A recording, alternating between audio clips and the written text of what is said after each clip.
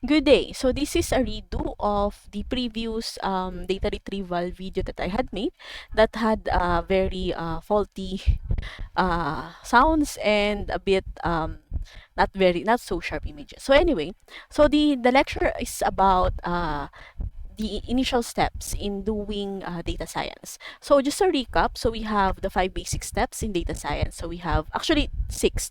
We have the number 0 step is first of all, you need to know what you are going to look for. So what is your questions? What is the question you want answered that you would need information from the data, from big data? And once you have the questions um, laid out for you. So you now do, first of all, of course, you need to capture the data. You get information, you get data, and then you process it, clean off the unwanted noises, or sometimes there are columns.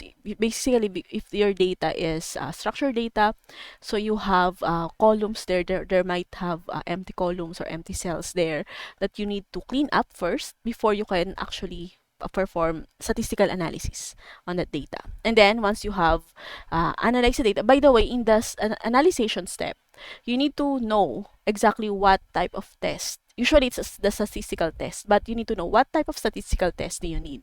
Actually made a separate video for that, so just check it out. But anyway, the type of statistical test or type of analyzation tool that you would be doing would depend on what is your question. That is why step 0 is important, because it lays out what you really want to know.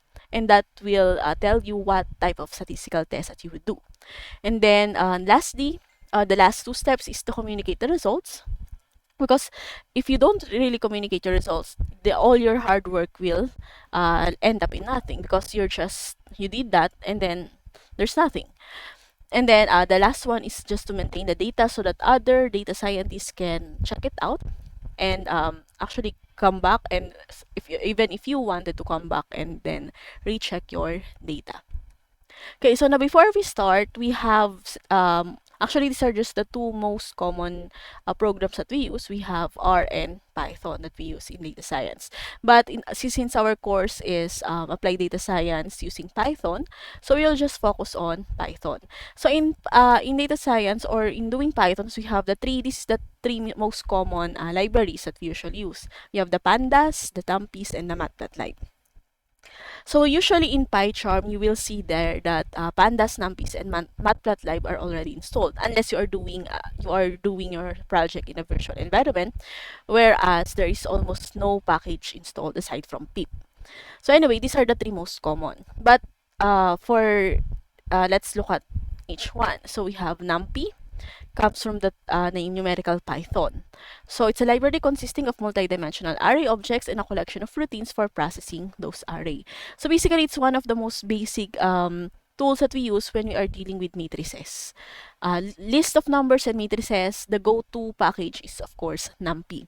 So it adds big data manipulation tools to Python, such as large array manipulation and high-level mathematical functions for data science. Because although Python has a built-in math function, it is just for a simple arithmetic um, operations. But for really high-level high-level operations, such as just like matrices, you need to install NumPy.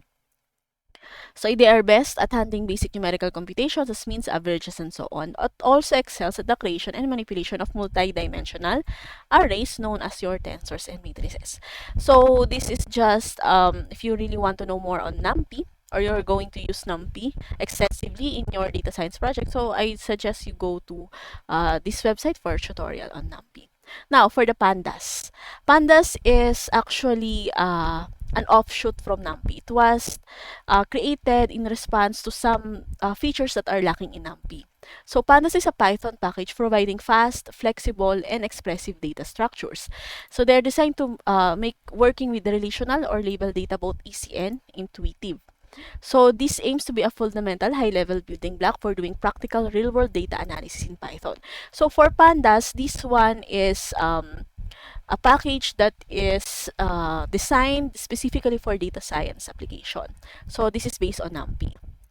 So what do we do with the pandas package. So it can be used for tabular data, for heterogeneously typed columns as in SQL table or Excel spreadsheets. Because although NumPy can create and manipulate and work with arrays, but if you have a large data set such as a data frame, an Excel sheet, a CSV file, so the tendency is rather than using NumPy, we just go with pandas because unlike NumPy that deals with the numerical matrices, pandas can deal with numerical and non-numerical data or tables, basically. CSV or Excel type tables that have large amounts of population cells, rows, and columns. So it has ordered and unordered, so it's not necessarily a fixed frequency time series data. So you can deal with, for example, daily data that has, for example, a date column data time series, date or time column data in pandas. And then arbitrary matrix data, homogeneous data type or heterogeneous with row and column labels. So basically, if you want to work with graphs or tables that have numerical and non-numerical data in it, the go-to is actually pandas. So any other form of observational, so this is the non-numerical ones, and the statistical data sets.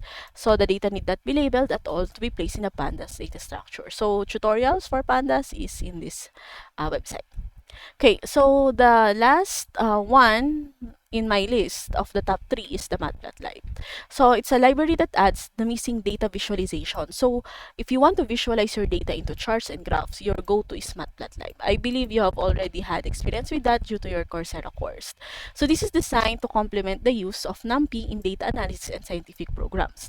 So with Matplotlib, you can make elaborate and professional-looking graphs, and you can even build live graphs that update while your application is running. So these are the tutorials. Actually, you have a high degree of customization with Matplotlib.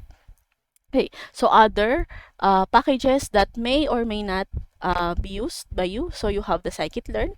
Scikit-learn is one of the basics if you are starting to learn on machine learning. So it's usually scikit-learn that you go. So stats models, Beautiful Soup, NetworkX, Natural Language Toolkit, and GenSim. So these are some other packages that might be of help of you. So basically, these are just some. If you want to look into them, you can just follow the link. Okay, so in the next part of this video, we will be doing the actual BigQuery statistical, or rather the actual demonstration using the BigQuery.